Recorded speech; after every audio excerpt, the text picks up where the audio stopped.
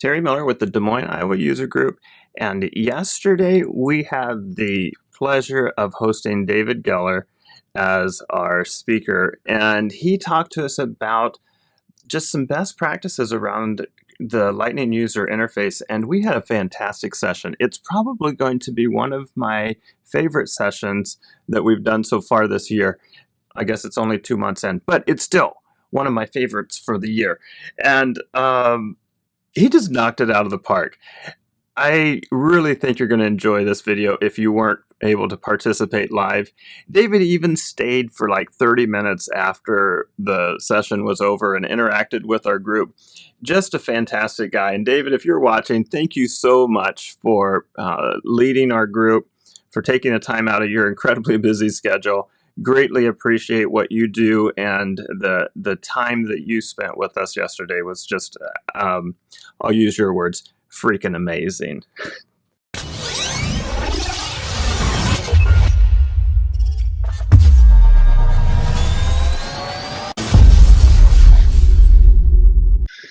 Next up on our agenda is David Giller talking about some UI components for us. So I'll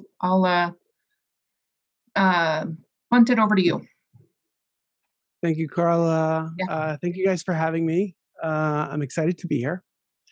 So let's talk a little bit about simplifying screens in Salesforce and getting your users to fall in love with Salesforce, especially Lightning Experience. Why is Zoom not cooperating with me? Hang on one second. Let's do this. Screen share, and okay, now we'll be fine. Okay, great. So you should be able to see my presentation. 18 ways to get your users to fall in love with Lightning Experience.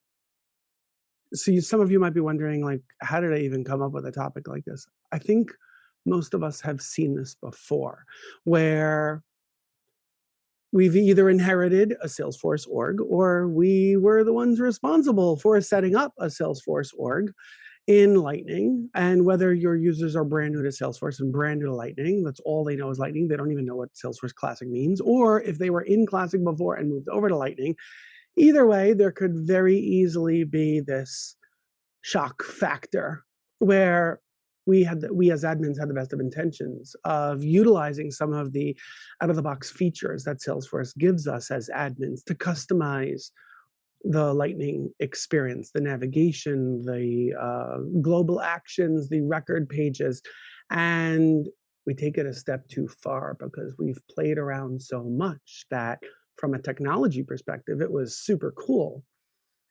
But if we don't have any experience or any degree of any kind in user interface design, we end up creating a huge mess for our end users. And I'll sort of bring you back. At one point, I was working for myself. I was working on Lightning was relatively new, and I immersed myself in all things Lightning because I had a couple of clients that were using Lightning even in the early stages. I was at Volvo. I was working on a very large project for rolling out Salesforce over at Volvo USA. And it was the head of sales that I was meeting with. And basically he's like, we were talking Salesforce, I've never even seen it. I'm like, oh, sure, let me show you. And I pull up this org, and on the homepage, I had, and you'll see it soon as I start sharing, report charts and list views of like my open opportunities or my open leads or my activities or my opportunity pipeline showing trending of opportunities over time and all these colors and horizontal charts and vertical charts and donut charts. And he's like, I don't know what the hell you're showing me on the big screen here, but you need to turn that off. I'm going to vomit all over this crap. That was his response to me. And I'm like, oh my God, that was like a rude awakening where maybe I went a little bit too far myself and wasn't thinking through that the end users really need simplicity. So many of us could use a little bit of a lesson in this, myself included, over time. So let's talk a little bit about how do we go about creating the best user experience in Lightning Experience. And I've boiled it down to 3 fundamental concepts. It's all about simplicity, consistency, and ease of use. So that's what we're going to be focusing on. Simplicity. Number one, use the navigation tabs to show only what's relevant for your users. I can't tell you how many times I log into a Salesforce org, and let's say someone who's doing customer support. They're a customer service agent, and they see tabs in their navigation on top in Salesforce for leads, for campaigns, for opportunities, for all kinds of other custom objects that have absolutely nothing to do with their job. And all they really need to look at are cases, accounts and contacts, and maybe reports and dashboards. And that's it. Yet they have all of this other clutter on the top of the screen. They might never articulate it, but in their mind, there's a lot of crap on the screen that's completely irrelevant. And as admins, most of us don't take a moment, because it's really not hard to do, to even think it through for each of our users. If we were to sort of bucketize our users into different functional groups of what they do, there are certain tabs that are appropriate for them. Other tabs that it's not that we don't want to give them access to see, it's simply it does not need to be front and center on the very top of the screen in the navigation bar. So think about it and set it up accordingly. Next, component visibility. This holds true not only for the homepage, but for all record pages as well. We might have certain components that we put on the screen. It might be like we have in the screenshot over here. It's simply a rich text component with easily accessible hyperlinks to let our users quickly access things, whether it's in Salesforce or outside of Salesforce, hyperlinks that they often need access to. But this set of hyperlinks is only appropriate for a particular team.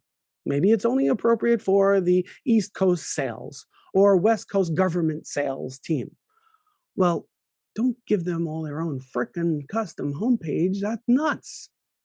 All you need to do is to have one master homepage. And on that master homepage, you put in whatever components are needed. And then you use this functionality. And this is available on practically every Lightning component, whether it's out of the box or custom, where you can choose where it says set component visibility. And you can choose based on what attributes of the user, or if it's on a record page, any attribute of the record in order to determine whether or not this component itself should appear on the screen. That is incredibly powerful. That also makes it feel intuitive for the end user and incredibly easy to do, by the way. Next, use compact layouts to display the most important fields. Now, some of you might be like rolling your eyes like compact layouts, like, duh. How many of you have actually focused on which fields are appearing in the compact layout? Because guess what? If your organization is, let's say, not utilizing any field on the account screen to show industry, yet industry is a field that's being displayed and it's always frickin' blank, it's always being displayed on the top of the screen, what good is that? You're wasting good real estate. So take a moment to look through for all standard and custom objects, what fields are actually being displayed on the top of the screen in the compact layout, and just go ahead and set it up. And by the way, this is a situation where I will tell you, do not ask your users which are the handful of fields that you think are most important on each of the objects that you use in Salesforce, because I can pretty much guarantee they are all going to say everything. They're going to start giving you a list of 30 different fields that they want crammed into. And no, that's not reasonable whatsoever. So that's why this is where I'm telling you, just go ahead and put yourself in the shoes of the user in the various functional groups within your organization and make your own best assessment of which fields you know that they need to quickly and easily reference, and just go ahead and set it up. And as soon as a user starts saying, hey, you know, on the top of the screen, it would be really good if we could have, let's say, the tiering, if it's tier 1, tier 2, tier 3 on the account, or on the opportunity, if we can also have like what region the opportunity is associated with, whatever, then go ahead and consider adding those other values. But this should be a very easy, quick win for you. Next up, and here I'm telling you to do as I say, not as I did when Lightning first came out. Use minimal tabs to simplify all record pages. So what am I talking about when I say when Lightning first came out, what did I do? I went to town on this. I did the exact opposite of what I'm recommending to you. Basically, as soon as I realized, oh, not only can we put a tab component wherever we want, we can also customize the tabs. We can also throw emojis into the tabs to make it more colorful and more interesting. Well, what did I do? I put, let's say, on the contact, I had the first tab as details. And instead of having another one of related, no, I didn't do that. Instead, I put another tab and let's say called it campaigns, and another tab and I called it opportunities, and another tab and I called it cases. And of course, with each one, it had a corresponding emoji to represent the kind of data that was in there. And of course, I went ahead and did that with all of the custom objects. To the end user, to me as an admin, I'm like, oh, this is so much fun. This was cool. Look what I did, right? Showing it off. And to the end users, it was like, what is this crap? If I want to get a sense of what's going on within a particular record, a particular account, or a particular contact, basically you're forcing me to have to click on every single one of those stupid subtabs to get an understanding of, like, no, that doesn't make any sense. So I completely reverted. And that's why I'm telling you, don't do what I did. And you'll see why soon. I'm basically telling you, just go ahead and have details and related. Like on the left-hand side, and on the right-hand side also, keep it super, super simple. The fewest tabs possible. It will make it easy to onboard new users. It will make it easy for your users when they're struggling to find a piece of information, struggling to respond to the excited customer who's on the other side of the phone, and they're trying to navigate and to listen to the customer, to actually have an intelligent conversation with them and navigate through to become familiar or refamiliarize themselves with all of the data that's appearing on the screen. Keep it simple. Keep it simple. All right. Next. That's enough about simplicity. Let's talk a little bit about consistency. This is important. Why? How many times have we seen, even think about your own orgs, or you've seen demos of orgs, or even if you freaking start up a brand new Salesforce developer org, and you go to, let's say, the lead screen or the contact screen, and the page layout looks like one thing. Let's say you have activities on the left, and you have the details on the right. And then you go to an opportunity screen, and it's completely reversed. Or then you go to the case screen, and now all of a sudden you have 3 columns appearing. Like, what the hell is going on here? Like, where did I just land? So that's all about that friction that you feel when you're navigating around and like, what the heck happened here? That's because of a lack of consistency. By having consistency, it basically just makes it intuitive. And it also gives the end users tremendous confidence because they feel like once they've become familiar with a certain thing, well, that thing is going to still be true regardless of what page they're on. And also for us as admins, when we have to either train our existing users or train new users, it also makes it incredibly simple. Just explain to people once. On the left-hand side, you're going to see the following. On the right-hand side, you'll see the following. And that will hold true regardless of what record you're on. So consistency. I'm going to show you how to implement some consistency across the board. So the first thing is, and by the way, this annoys me like you can't believe, why out of the box in Salesforce, even if you have the tabs that say details and related, and then usually they'll throw in like news or something like that I always get rid of because to me that's just crap. Like you can't customize it, you can't do anything with it. So I just get rid of those extra stuff. But why? Why is it that they'll have details appearing as the first tab and related, which sometimes appears as the second tab, sometimes it appears as the first, but it defaults sometimes to open to the related tab, and sometimes it defaults to open on the details tab. In my mind, when someone is looking, let's make believe, it's Monday morning. I come into the office, I boot up my computer, I'm not yet caffeinated, my phone rings. I pick it up, and the person on the other side says, hi, my name is Benjamin Franklin, and I'm calling about blah, blah, blah.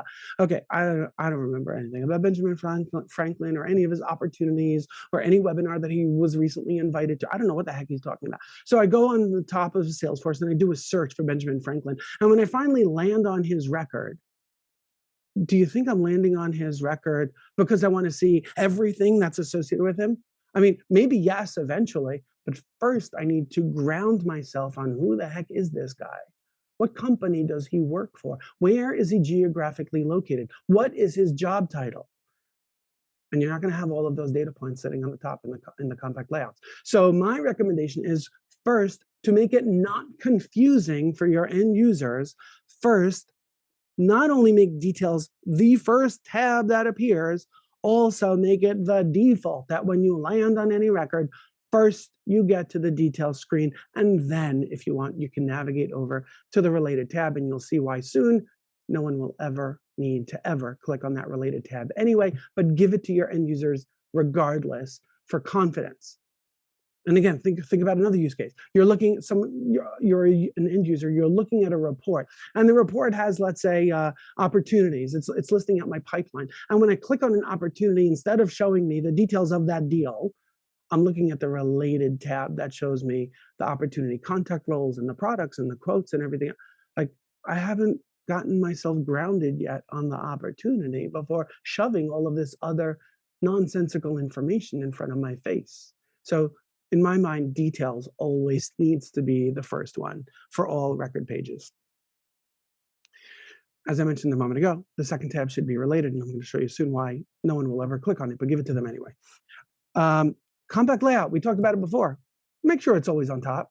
Like, don't be a smart aleck and like throw it lower down on the screen. Like, that is completely nonsensical. Make sure it's on the top. And when appropriate, because by the way, you can use path for more than just opportunities. When appropriate, also put path on the screen. And you can create your own custom path anytime. Technically, you can create a path for any single pick list value, single pick list field, I should say. You can create a path. It does not make sense to create a path for a pick list field called industry. No, it makes sense to create a path anytime that pick list value represents milestones of progress for people to work on that particular record. So if, let's say, you have a custom object for applications, and we have a status for the applications, new application, new, open, working, accepted, rejected. Yes, that makes sense to put that as a single pick list, to put that single pick list as a path on the top of the screen, because it visually starts to show whatever stage or status we're in today. The items listed to the left have already happened, and the items to the right have not yet happened. So in this use case, you happen to see, and it's not always appropriate to do it on the contact object, but here we are on the contact object, where this is simulating an org where they are in a B2B world and they are not using the leads object. It rarely makes sense to use the leads object for B2B businesses, by the way.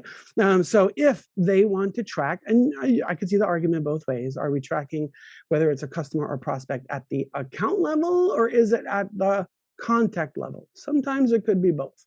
So in this particular use case, we are tracking the status of the contact on the contact level, and we can have something like prospect working, disqualified, customer active, or customer dormant. And having it visually appear on the contact record page makes a lot of sense. Now, sometimes it makes sense to actually use the component visibility setting that I showed you earlier on that path component. Why am I losing my words right now? On the path component to actually control hiding the path when appropriate. So in what kind of use case would that make sense? This would make sense on when we have a record that we don't really expect anyone to be working on that record anymore. For example, we have, let's say, a contact and one of the statuses deceased. Because if they're deceased, we're no longer working with them. This is not a prospect. So regardless of whether they were a prospect or a customer before, they're dead. We're not interacting with them anymore. Or it's an opportunity that's either closed won or closed lost. Or it's a case where the case has been closed, it's been resolved. We don't really expect anyone to be working that case any further. There are no additional stages to work on. So we can simplify the page layout even further by removing path. That value of that stage or status field is still available on the record page itself, but there's really no value to having that visual path on the top anymore. So you might consider for those situations to simply hide the path if the value on this particular record equals whatever it is that you determine to be sort of like the end of us working on this record. Next up, this is why I'm telling you that your end users never need to ever click on that tab called related, but give it to them anyway. Related list quick links. Why on earth? This is not a standard default component that appears on every single page layout when you start a new Salesforce org. I don't know. Doesn't make sense to me.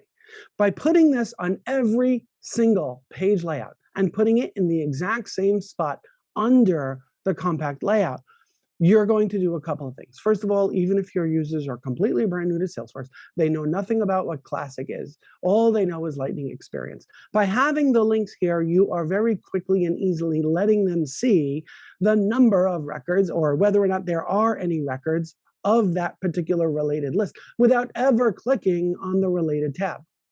Additionally, they can simply hover over that hyperlink to see those records. And if there are more than 5, let's say there are 500. Let's say we're on the account and it's showing contacts. There are 500 contacts in that account. Big deal. It'll say 5+. And then when they hover over it, there's a link to choose to view all. And it'll give them a fresh page showing all of the contacts associated to that particular account. So that's the first thing. The second thing is if you have users that are coming from Classic, by doing this, this was a pretty freaking neat feature in Classic. Incredibly helpful and useful. So I'm not even saying, let's baby them and give them what they want, give them as much of Classic as possible. No, it freaking worked in Classic. So why the heck would you not reintroduce it here in Lightning by giving them that convenience and giving them some of that consistent user experience that they were used to in Classic? So related list quick links, to me, this is completely not negotiable. It has to be on, or I should say, on every single record page where there are related lists to display. If you're on an object where there are no related lists to display, and then it makes no sense. And then you're also not putting a tab that says related. You're just going to have the details and that's it. All right, let's move along. Next up, if your users are English speakers or speaking any language where you're reading from left to right, then you do the following. If you have users who are reading from right to left, like in Middle Eastern countries, then you would do the opposite. But so long as your users are reading from left to right, do yourself a favor, make sure that on every single page layout, you're going to have the wide column appearing on the left-hand side and the narrow column on the right-hand side. Why? Because naturally, this just comes instinctively when we are used to reading from left to right. When you get to any page, any website whatsoever, your eye immediately goes over to the left-hand margin to start reading from there. So if you're going to put the most important information all the way on the right-hand side, they will immediately feel squeezed into that narrow column that would otherwise be on the left. Go ahead and give them the real estate. Like, you're giving them this tool of Salesforce. You're setting up this tool so that they can utilize it. They can consume the content that's in here to work the deals, to do whatever it is that their job is. So putting the wide column on the left-hand side just feels very natural. It feels very unnatural when there's something else there. Moving on along, as I mentioned a moment ago, put the narrower column on the right-hand side. If you're using the native Salesforce duplicate management functionality, then on the lead contact account objects, make sure to put the duplicate notifications where appropriate, put them on the right-hand side. By the way, I will be the first to say it is super freaking annoying. In my mind, this should be hidden if there are no duplicates. Or at the very least, that icon over there that shows as a yellow icon with arrows, I don't know who on earth came up with it, but to me, it sort of simulates like a hazard icon. I just don't like it, but whatever. One day, if and when someone actually gives me control of customizing this, then I guess I'll be able to do something about it. In the meantime, this is what we've got. But at the very least, make sure that when your end users navigate into a screen, they should be able to not only see that the duplicates are there, they can take action on the duplicates by not hiding it in some secondary tab or lower down on the screen. Very, very important. Now, everything that I just described to you, like all of the page layouts that I showed you, were all on the contact record page. Yet at the same time, this is one of the keys of consistency.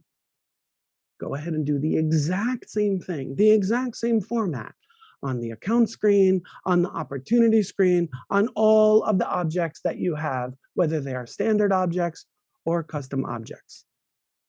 Next up, we're going to be talking about ease of use. Salesforce does give us a couple of features that we can implement that make the system so incredibly easy to use. And by not leveraging them, it's sort of like shame on us as admins for not setting it up appropriately. So what am I talking about?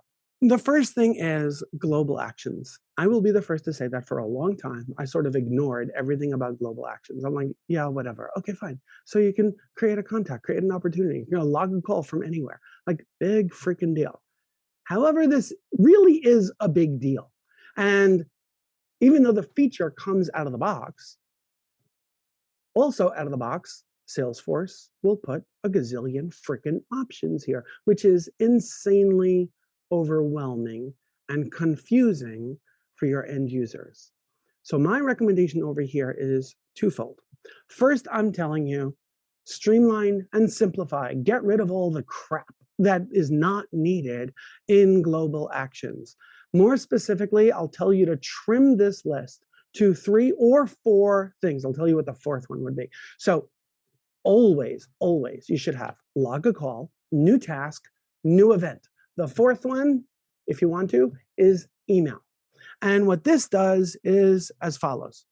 Second step, you need to be able to train your users not only on how to use this, but on the major benefit of using it the right way. So what am I talking about? I'm going to go over here. I'm going to switch up the screen share so you can see my entire desktop. And let's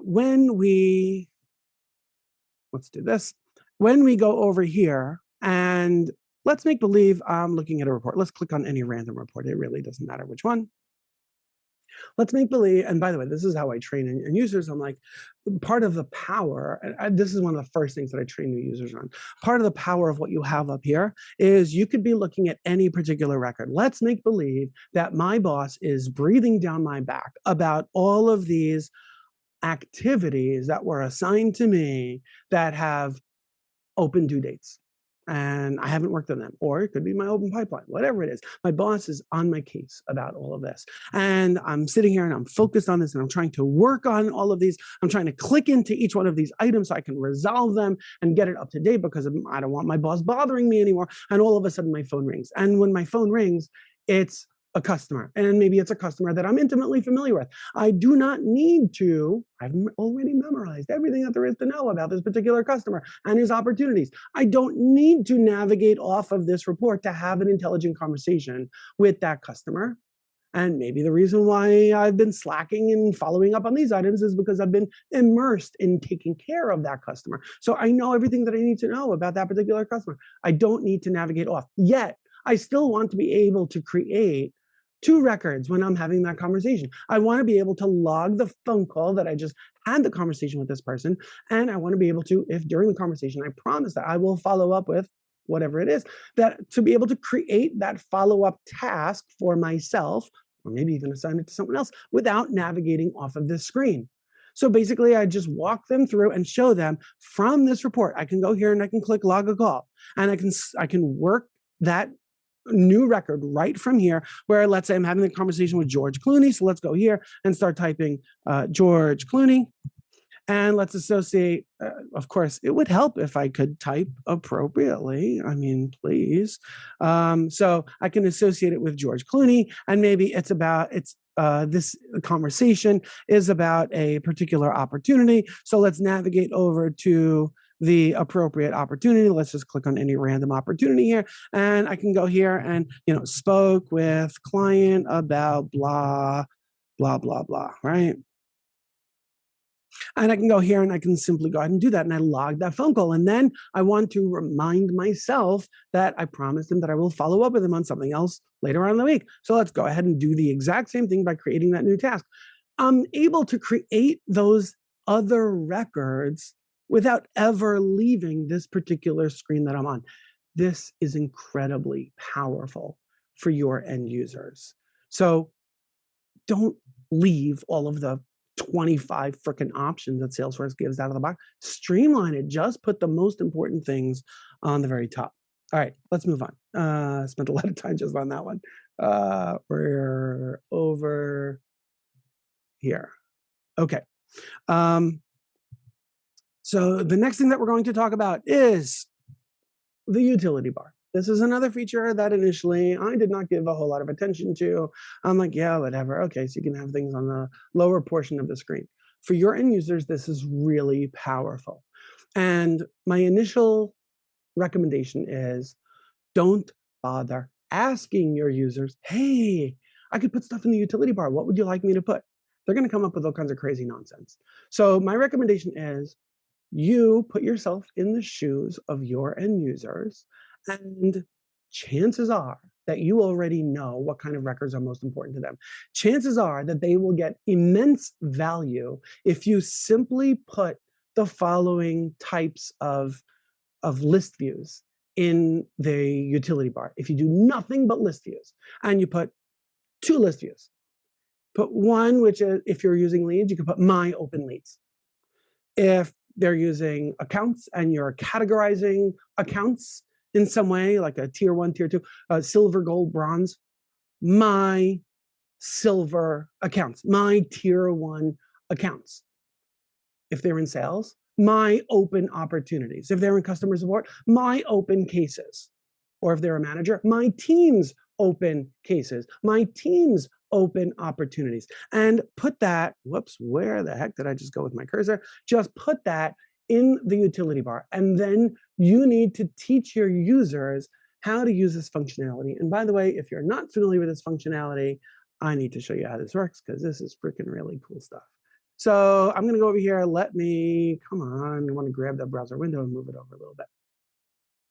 And we can ignore this for now. So if I'm over here and I happen to be looking at this report and all of a sudden I realize, oh man, I got a meeting with my boss about my open opportunities. I got to follow up on all of this. So I go here and I click on this, which simply pops it up. By the way, it's because of this screen that I'm like, what the heck is the big deal? Like, this is nonsense. This is like crammed in. I have to try to consume this and all that information, this tiny little pop-up head. Now, blocking the main portion of my screen, ignore this.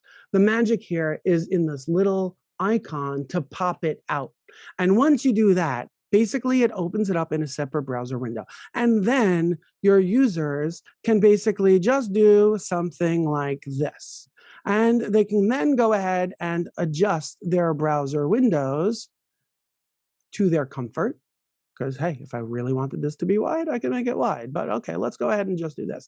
And then what it does is it allows the user to treat what's on the left-hand side as a remote control for their main screen. So watch this. When I go here and I click on this particular opportunity, it will update the main screen over here where now I can, in preparation for my meeting with my boss about my open pipeline, I can now go ahead and review everything that I have on this opportunity. Is it up to date? Do I need to do anything? Are there open tasks that I need to follow up with? Once I'm done with that, just move on to the next one by clicking on the left-hand side, and I can easily get through my list. And whenever I'm done, I could do one of 2 things. I can either just over here, because it's another browser window, just hit the little X or red icon to close it out, or 2 clicks if I really wanted to. Go ahead and do this, which pops it over here, and then pop it down once again, and now it basically disappears. So this is really, really powerful stuff. Again, my recommendation, just start with 1 or 2 list views and just put them in over here on the bottom, for especially if you're going along with the concept of my open or my overdue tasks, something like that. Your users are going to feel that it's completely customized for them because it's only showing records that are relevant for them, that require their attention. All right, let's move on to the next thing. Adjust my screen over here. All right, we're back in the PDF. So the next thing that I'm going to call out is on the homepage. Identical concept to the same things that I'm recommending that you put in the utility bar. Start with that by throwing those on the homepage as well.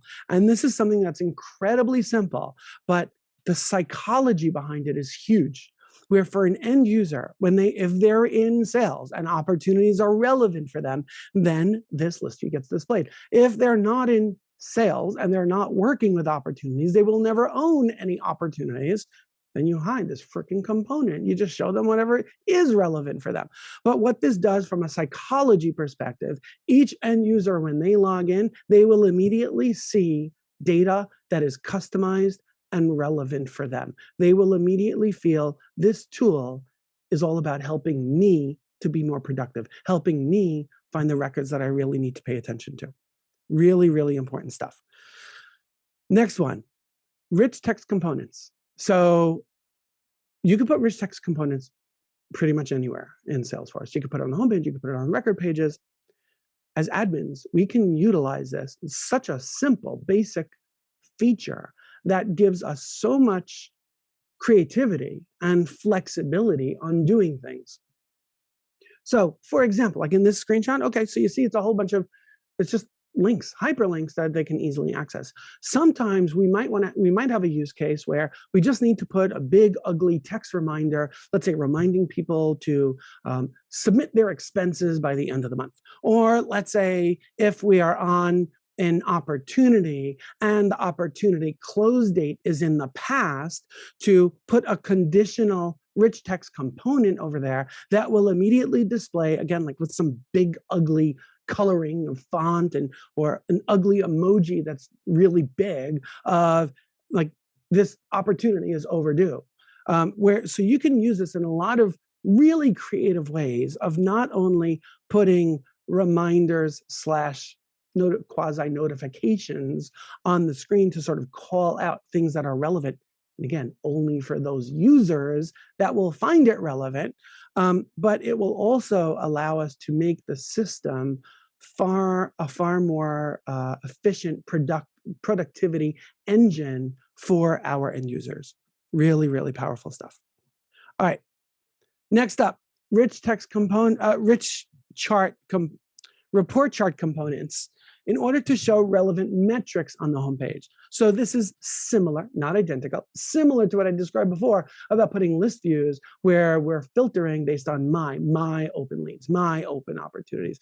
So while you could have a list view of my open opportunities, if I was a sales rep, I might also want to see a report maybe showing the trending over time, maybe week over week, month over month, of all of my closed won opportunities. How many opportunities, how much money have I brought into the business over the last year, showing it grouped in columns representing each month.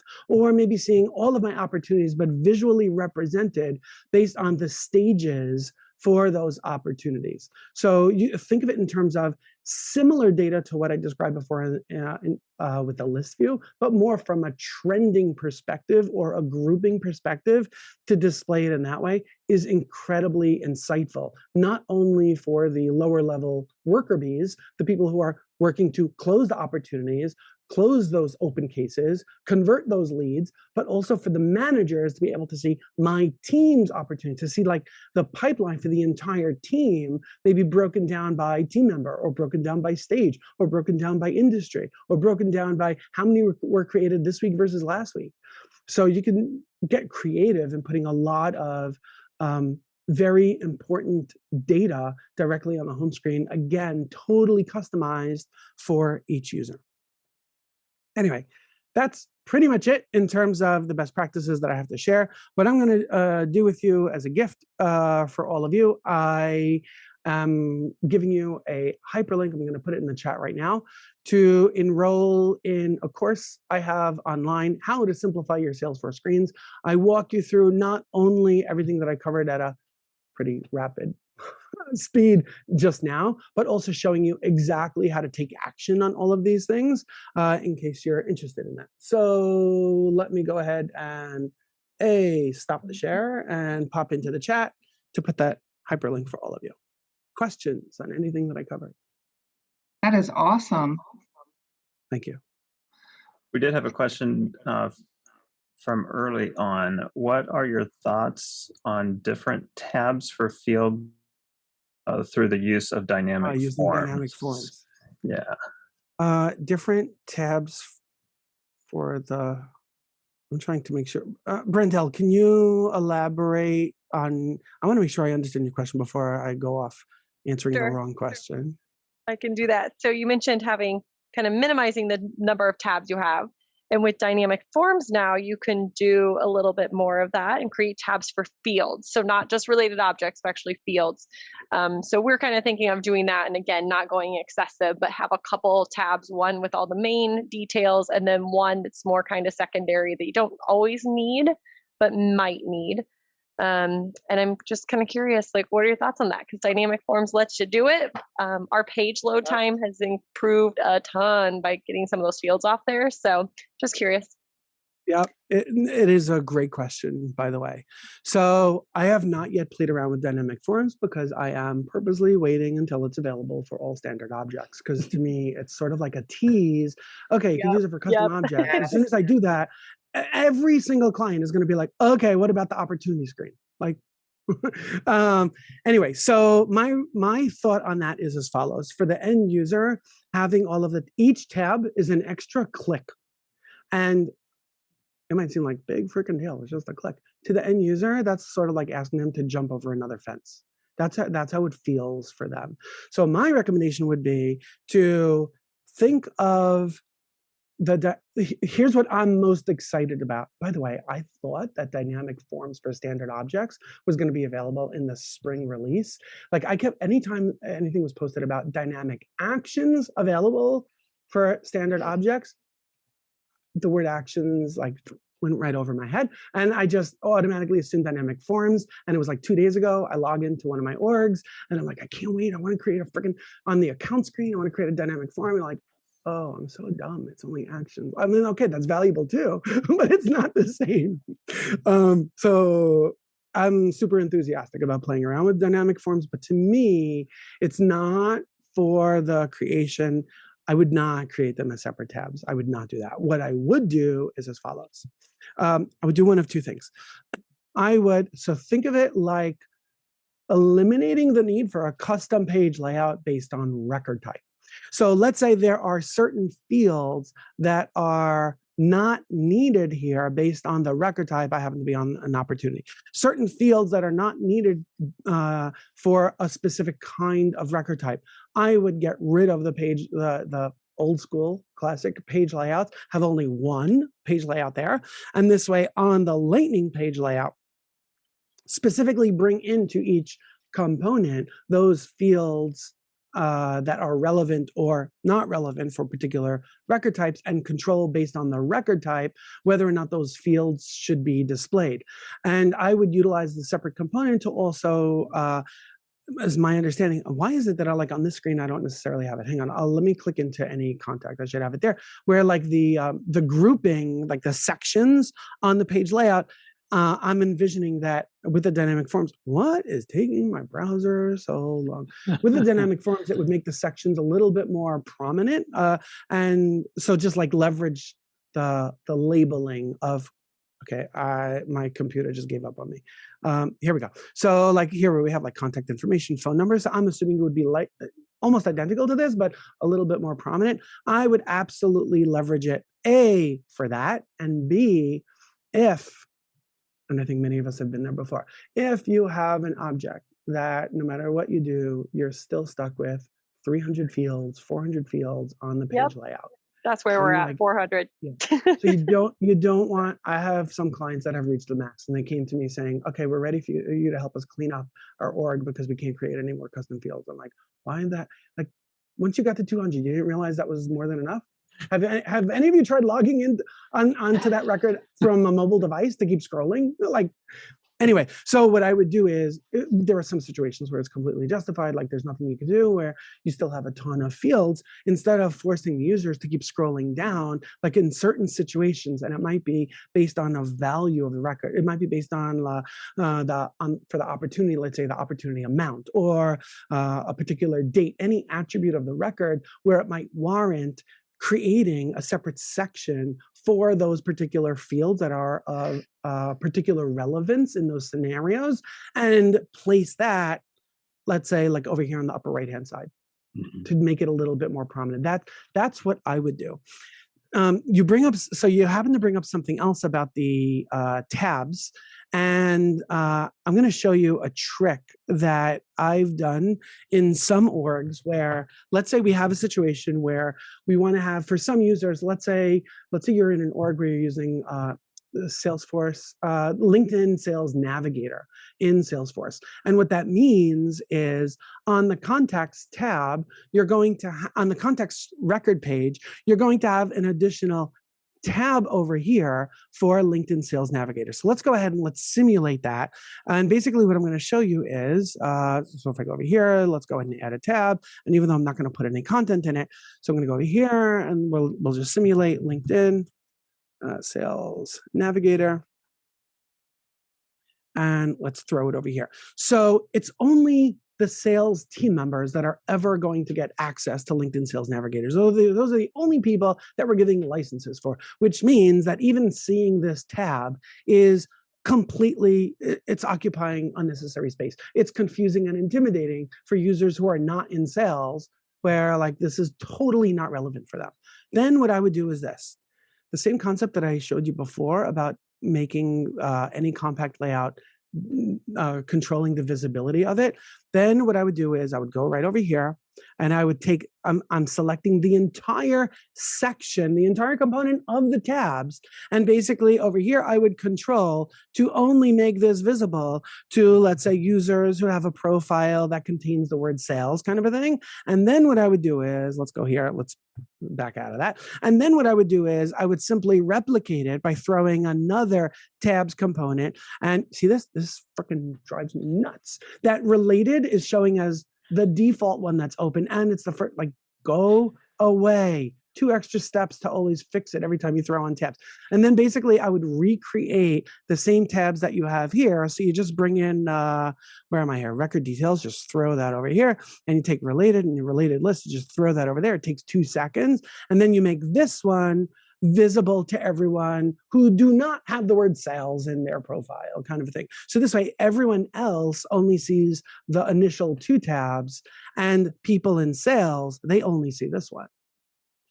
So Yeah, that's how I would cool. control scenarios like that. And I think coming in summer, Forms is going to let you do each tab individually, which I'm really excited about. But I'm so far looking not. forward to that too. Yeah. And they're going to let you do, hide fields or hide components by values of other fields. But right now, their filtering on that is really limited. You can't do a lot with it yet. But yeah. I'm hopeful that will solve some of the issues. Our users don't seem to care that they have to click. They wanted like 6 tabs and we talked them down to 2. So we'll see. Oh boy. It's our admissions team, and there's lots of application questions, and they're just used to seeing them all. So we're slowly but surely bringing them along. Yes, one step at a time. What I've learned is a lot of times the battle to try to do the right thing is can be super painful, and it took me a while to learn a little bit of patience. Like, okay, this is what we're going to do now. Fine. Like, and sometimes I'll even say something like, listen, I'm warning you now, I'm going to say told you so later, but like, okay, fine. We'll just do what you think is needed for now. Yeah. So good stuff. Thank you. Yeah. Awesome information. We've got, Thanks. I don't know, a couple minutes, Terry, before you do your thing. If anybody else has any other questions quickly. This is George. I have a question. I hope it's quick. And it's really more, David, how you would use your philosophy for this use case. I love how you have simplicity, consistency, ease of use as guiding principles. A great presentation. Thank you so much. Thank you. Here's my use case.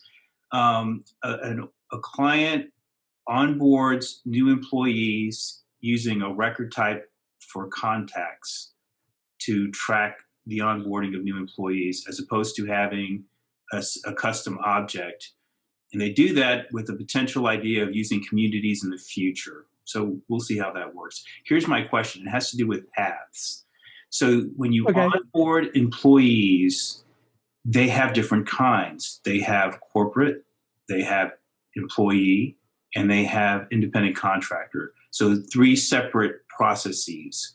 And obviously there's automation built in. So as they're moving along, the letter is sent, or the offer is accepted, emails go out, things get updated, etc. But the paths are really long. And my question, and this is a philosophical one, not a detailed, you want to minimize the number of milestones, but for automation purposes, you want to capture when this moves to here, I want that automatic email, and their onboarding is a bit complicated. They have like a phase 1 onboarding with the background check. They don't pass the background check, well then it's off. If they pass the background check, then they move to phase 2. So they don't overwhelm their new employee with fill out all this stuff. They kind of phase it out. I think what I'm also hearing is that the phases have more granular steps within them. Is that right? That's correct. Okay, I'm loving this. Go ahead. I didn't mean to cut you off. Go ahead. No. So the thing I'm wrestling with is, on the one hand, you could have a path with 20 steps. Okay, that's not optimal. But then it does really capture every step of their onboarding process, and there's 3 different ones and 3 different record types. Or you could try to consolidate them into fewer, but then you could lose some of that automation. Yeah. Any thoughts on that, just generally speaking? Absolutely. And actually, the answer itself is very simple. So first, I'll start off by saying anytime I'm working with an organization where they have an obscene number of statuses, I always try to get them to simplify it.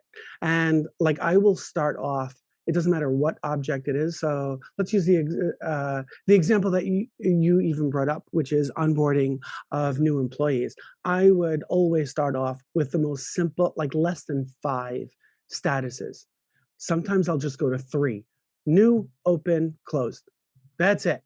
Keep it super simple, because a lot of times once they start drilling into some of the details, you realize that they're making the statuses to be sort of like a one-on-one definition of, did this one thing happen? Like, did we receive their paperwork? Make that a freaking checkbox or a date field of date paperwork received, and you can easily filter on it. So you can see, show me all of those instances where it's open and the date received is blank. We haven't received the blah, blah, blah paperwork. So to try to keep it super, super simple, yet at the same time, there are scenarios where you just can't get out of it. And so the situation that you described before still comes up. Then my recommendation is create the path on the high level statuses, and that's it. You're good, because they'll still be able to see, they'll still be able to filter on, they'll still be able to have list views and like Kanban lists of like all of those that are in phase 2, but now it's all broken down by that secondary status, that more granular status. And I would even make them as dependent pick list fields. So when you're in phase 2, here are the options available. So to me, like yeah, it's all about simplicity. Thank you so much. Great. My pleasure. Yep. Awesome. All right, Terry, you want to? All right, sure. And I'm gonna do a Terry's Tidbits in like 1 minute and not demo this too much, but it fits so well with what David was just sharing with us. So I want to throw this in, and he actually gave me a cool idea that I had not thought about. But when you're creating your Lightning record pages, one of the things that I think is important for you to do, if you've got mobile users, think about the number of clicks that they may have to also do on mobile. And when you create things like tabs, that will show up on your mobile device. So if I'm looking at Burlington here on my mobile, that creates a separate screen that I would have to navigate to in order to get to that information. And so those are extra clicks. And so what I have done, but I kind of want to build off of what David, you were saying about the way we could show and hide tabs visibility and kind of combine this concept together. What I've been doing is creating a separate Lightning record page, which I don't think we would have to do. We could put this all in one and use visibility. And I drop my related list underneath my detail page. When I do that, I will eliminate that extra click on my mobile device. It brings them straight into where they're able to, within just a simple click, get to those related lists.